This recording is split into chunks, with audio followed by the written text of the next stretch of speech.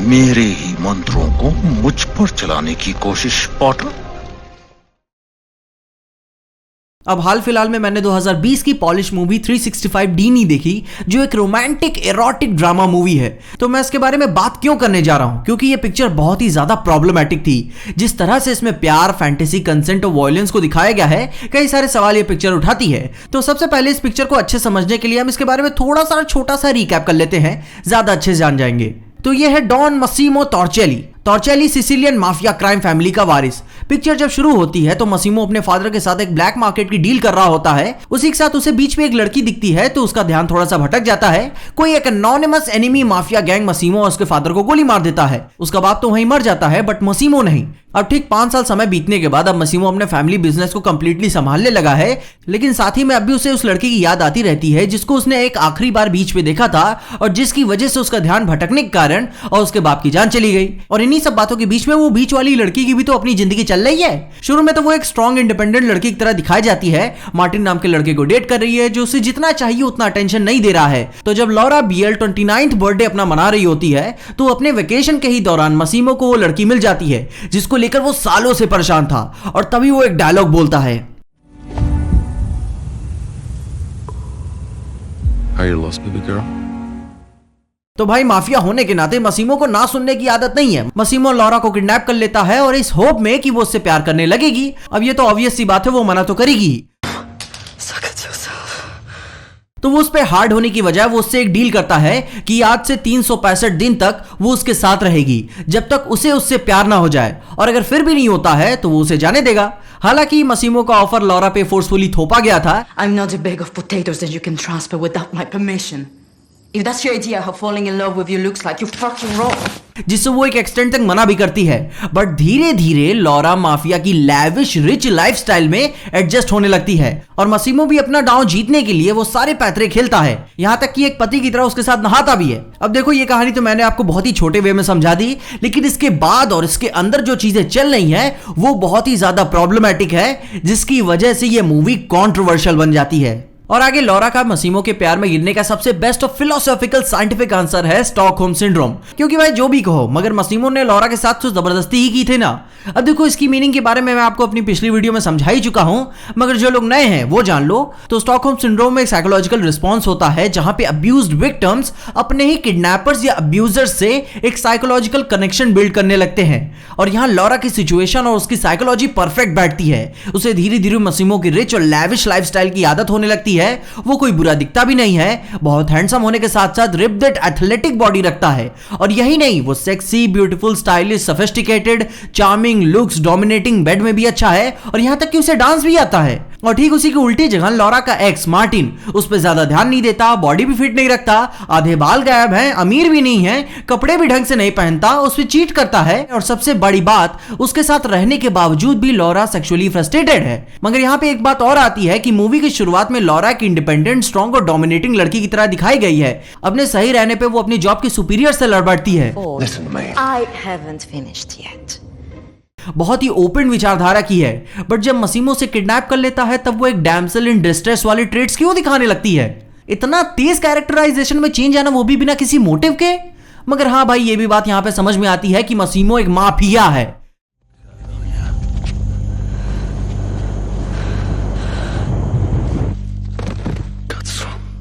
Laura यहां तक उसे कुछ लोगों को मारते हुए भी देख चुकी है, तो भाई गांठ फटना तो लाजमी सी बात है। मगर इन सब बातों के बावजूद भी पिक्चर अच्छी है कि नहीं?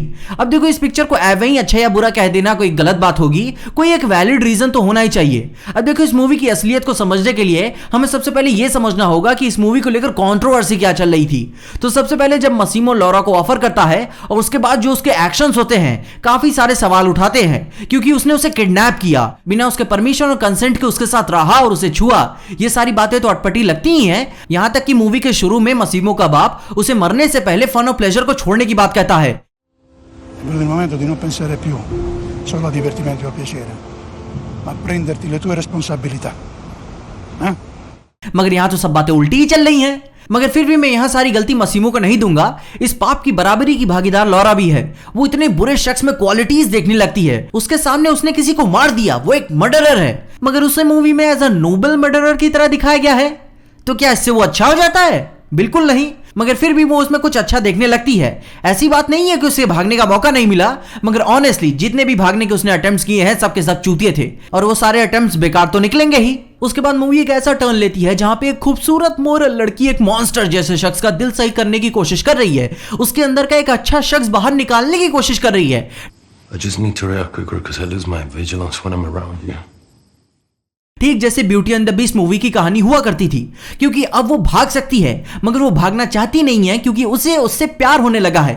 इससे अच्छा चरित्र का शख्स तो उसका एक्स मार्टिन था। अब मैं मानता हूं उसने जो किया, उसे चीट किया, वो भी गलत है, मगर उसने उसे कभी किडनैप नहीं किया, उसने उसके साथ कभी भी जबरदस्ती से मस्ती नहीं की, किसी का मर्डर नहीं करता फिरता, लोग उसके जान के पीछे नहीं पड़े हुए हैं। यहां तक कि मूवी में मार्टिन का कैरेक्टराइजेशन और लौरा का उस पर गुस्सा होने को मिसगाइड करता है। मार्टिन भले ही उसे उस तरीके से प्यार नहीं कर पाता हो, वो भले ही अमीर ना हो, बट वो उसके साथ सुकून की जिंदगी बिता सकती थी।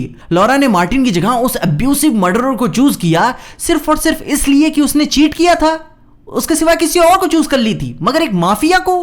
अब अगर मेरे को कोई बोले कि मसीमो लौरा के पीठ पीछे से चीट नहीं करेगा तो कसम से जूता खाने वाला काम कर रहे हो, वो एक माफिया है। मगर फिर भी इस मूवी के प्यार को समझने के लिए इस मूवी को किसी और एंगल से ही देखना पड़ेगा कि लोग इसे वाइडली पसंद क्यों कर रहे हैं। मेन बात तो मूवी के दोनों लीड्स हॉट हैं, जिसमें कोई दो राय नहीं है, दोनों की केमिस्ट्री भी ठीक बैठती है, दोनों डोमिनेटिंग बने रहते हैं, मगर फिर लौरा सबमिसिव होने लगती है। ये एक तगड़ी फैंटेसी है जिसे लोग पाना चाहते हैं मगर पा नहीं पाते, जैसे पॉर्न में हुआ करता है। वो आपकी फीलिंग्स के साथ खेलता है, लोगों की बैड बॉय वाली फैंटेसी होती है। ऊपर से क्या क्वालिटीज नहीं है इसके अंदर। अमीर है, अपनी बंदी के साथ टाइम स्पेंड करता है, उसे देश दुनिया घुमाने ले जाता है, जो चाहे वो शॉपिंग कराता है, हैंडसम है और बॉडी भी है, और ऐसा लड़का कहां मिलेगा आपको। मगर इन सब बातों के बावजूद भी मूवी में sexual assault, kidnapping, domestic violence, softcore thrills, Massimo Laura को जैसे ट्रीट करता है, उसके बाद लौरा का उस पर रिस्पॉन्स, वो भी इतने ग्लोरीफाइंग तरीके से, वो तो गलत लगता है। मगर हमें भी ध्यान देना चाहिए कि ये सारी स्टोरीज अभी से नहीं बनती आ रही हैं, बहुत पहले से ये सब चलता आ रहा है। जैसे कि wolf of Wall Street, 50 shades of dark, gay, black, white, जो भी चल रहा हो, इन सब मूवीज की जो भी कहानी है वो एक ग्लोरीफाइंग तरीके से दिखाई गई है। मगर फिर भी ये सारी चीजें कभी भी नॉर्मलाइज तरीके से नहीं होनी चाहिए कि एक अब्यूसिव रिलेशनशिप एक पैशनेट प्यार वाली चीज होती है। फिक्शन होने के बावजूद भी ये सारी चीजें मोरली गलत है। अब वीडियो को एंड करते करते मैं आपको एक छोटा सा एग्जांपल दे देता हूं अच्छे समझने के लिए। तुम अपने सिर्फ उन्हीं दोस्तों को गालियां देते होगे जिनको उससे कोई दिक्कत नहीं है, तुम दोनों को मजा आती होगी, नॉर्मल सी बात है, मगर तुम अपने हर दोस्त को गालियों से स्वागत नहीं करते हो। कुछ को बुरा लगता होगा तो तुम उन्हें नहीं देते हो, रुक जाते हो वहीं पे। ठीक है, ऐसा यहां भी है। अब जहां बात रही मूवी के ओवरऑल अच्छे या बुरे होने की, तो मूवी बस एक टाइम पास है, अगर नहीं भी देखोगे तो कोई फर्क नहीं पड़ेगा। और ठीक इन्हीं सब बातों की वजह से मैं इसे बैड कंसीडर करता हूं, क्योंकि तुम्हारा टाइम बहुत ही इंपॉर्टेंट है। तो कुछ अच्छा देखो, देश की तरक्की में योगदान दो। और अगर फिर भी इसे as a soft core love की तरह देखना पसंद करते हो तो देख सकते हो। अगर गर्लफ्रेंड है तुम्हारे पास तो साथ में देखना तो अच्छी बात रहेगी, अकेले हो तो इससे अच्छे भी कई सारे ऑप्शंस बाजार में अवेलेबल है। मूवी आपकी फीलिंग्स को लेकर, क्लोज कैमरा शॉट्स को लेकर टिटिलेट करती है आपको। और ऑनेस्टली बोलो तो अगर नहीं भी देखोगे तो कुछ फर्क नहीं पड़ने वाला। इससे अच्छा अमेरिकन साइको देख लो, रियल लाइफ और फैंटेसी के बारे में बहुत कुछ कहती है पिक्चर। मगर उसके बारे में फिर कभी किसी और वीडियो में बात करेंगे। अपने व्यूज मुझे जरूर बताना कि 365 दीनी या डेज मूवी को देखकर आपको कैसा फील हुआ, कमेंट्स में उसके बारे में मुझे बताना जरूर। और अगर आपको इस वीडियो देख के कुछ भी अच्छा लगा, खुशी या मजा है तो लाइक मार दो इस वीडियो को। इस चैनल पे कहीं से भी नए आ गए हो तो सब्सक्राइब तुम्हारे देना इस चैनल को। और अगर आपको वीडियो ज्यादा ही अच्छी लगी तो अपने दोस्तों शेयर कर देना। मेरे इंस्टाग्राम और ट्विटर हैंडल्स आपको नीचे डिस्क्रिप्शन में मिल जाएंगे। और देखते रहिए PJ explain. There's much you do not understand. Men are easily corrupted.